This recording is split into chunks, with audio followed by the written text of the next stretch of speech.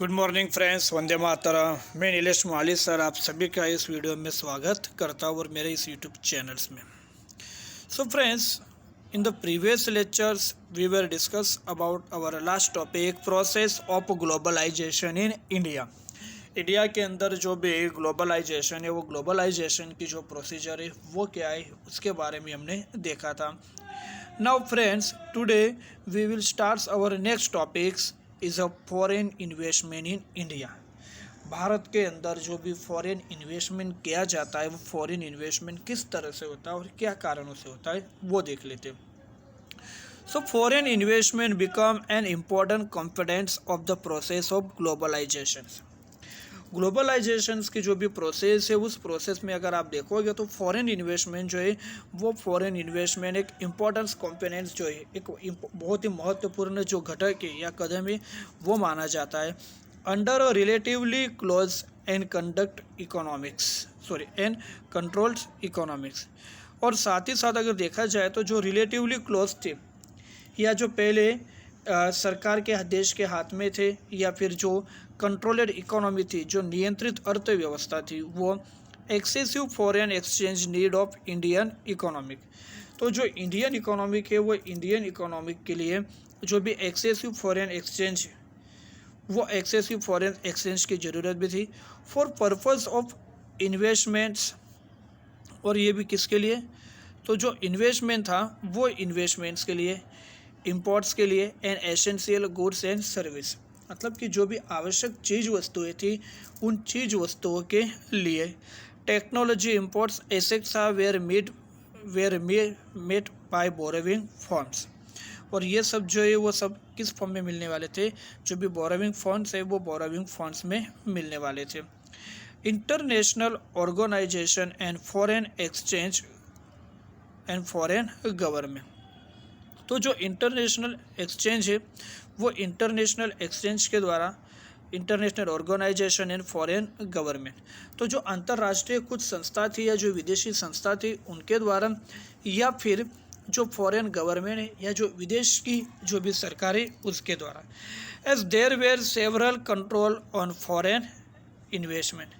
और ये सब जो है वो एक several control on foreign investment के ऊपर, क्योंकि ये विदेशी पूंजी निवेश पर पहले क्या था? नियंत्रण था। क्या कारण यही था कि यहाँ पर several control on foreign investment, जो भी फॉरेन इन्वेस्टमेंट था वो फॉरेन इन्वेस्टमेंट पे क्या लगाया जाता था? कंट्रोल।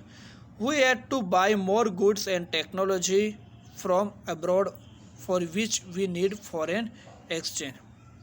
और फ्रेंड्स, ये भी अगर देखा जाए तो we had to buy more goods and technology, तो अगर देखा जाए तो हमें बहुत ज़्यादा जो गुड्स थे, मतलब जो माल सामान थे, और जो टेक्नोलॉजी थी फ्रॉम एब्रॉड, मतलब के एब्रॉड मतलब देश के बाहर, for which we needed foreign exchange. और ये भी किस लिए थे? कि हमें जो फॉरेन एक्सचेंज है वो फॉरेन एक्सचेंज यहाँ मिले।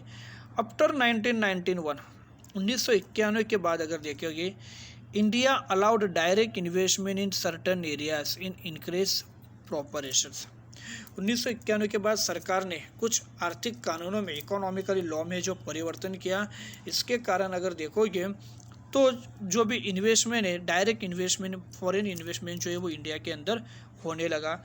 सच investment would decrease our depends on foreign borrowing and investment by efficient foreign company will create employment, produce variety of goods, raise tax income and bring technology. So यहाँ पर ये बताया गया है कि सीधा अगर देखोगे तो 1991 के बाद बहुत सारी कंपनियां जो है वो इंडिया के अंदर इन्वेस्टमेंट करने लगी। Such investment would decrease our dependence on foreign borrowings. तो कुछ इन्वेस्टमेंट जो है वो इन्वेस्टमेंट यहाँ पर डिक्रीज भी जो है वो डिक्रीज भी होने लग गया, क्योंकि पहले जो है हम कई दूसरे के ऊपर डिपेंडेंट थे, लेकिन अब वो धीरे धीरे कम होता गया। Foreign borrowing as investment by efficient foreign companies will create employment. तो फॉरेन बोरोविंग के द्वारा बाहर का पैसा आने के कारण बहुत सारी इन्वेस्टमेंट कंपनियां भारत के अंदर बढ़ गई और उन्होंने विल क्रिएट एम्प्लॉयमेंट्स, उन्होंने कुछ एम्प्लॉयमेंट जो है वो एम्प्लॉयमेंट क्रिएट किया, कुछ प्रोड्यूस किया। गुड्स के अंदर बहुत सारी वेराइटी जो है वो वेराइटी लाई। राइज टैक्स इनकम, जो भी टैक्स इनकम टैक्स है वो इनकम टैक्स थी, उनके कारण बढ़ने लग गया। एंड ब्रिंग टेक्नोलॉजी, और साथ ही साथ जो टेक्नोलॉजी है वो टेक्नोलॉजी भी फ्रेंड्स यहाँ पर क्या होती गई, बढ़ती है। ठीक है, तो जो विदेशी फॉरेन एक्सचेंज जो है वो फॉरेन एक्सचेंज को यहाँ पर दो तरह से जो है आप समझ सकते हैं कि फॉरेन इन्वेस्टमेंट दो टाइप से हो रहा था कि जो फॉरेन की कंपनियां जो थी वो फॉरेन की कंपनियां इंडिया के अंदर आती थी और एक दूसरी इंडिया के बाहर की जो कंपनियां हैं वो इंडिया के बाहर की देश की कंपनियां भी कुछ जाती थी। सो देश के अर्थतंत्र में जो भी गुड्स या सर्विस था उसका सेल्स होने लग गया, उसका विक्रय होने लगा, उसका उत्पादन होने लग गया और सीधा पूंजी निवेश इंडिया के अंदर किया गया। साथ ही साथ अगर देखोगे तो फॉरेन डायरेक्ट इन्वेस्टमेंट में भारत की भी जो कुछ गवर्नमेंट कंपनियां या जो प्राइवेट कंपनियां हैं वो कंपनी अपने शेयर जो है वो परचेस करके उन्होंने डायरेक्टली कई कंपनी को यहाँ पर पार्टनर्स बनाया और उन पार्टनर्स के कारण भी वो खुद के जो इंडस्ट्री है वो इंडस्ट्री शुरू करके वो भी एक कंपनी मालिक जो है वो कंपनी मालिक बन गए। तो यहाँ बताया गया है टाइप्स ऑफ फॉरेन इन्वेस्टमेंट।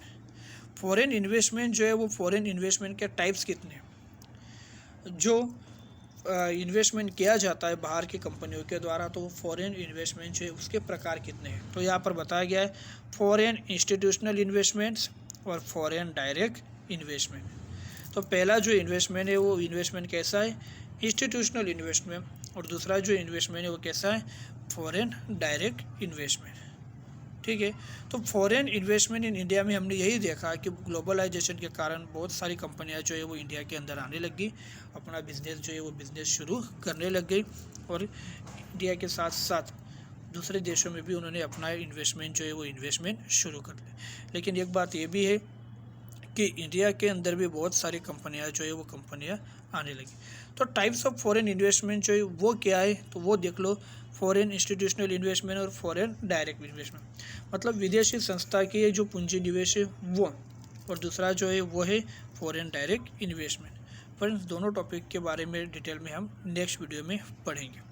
तब तक के लिए गुड बाय।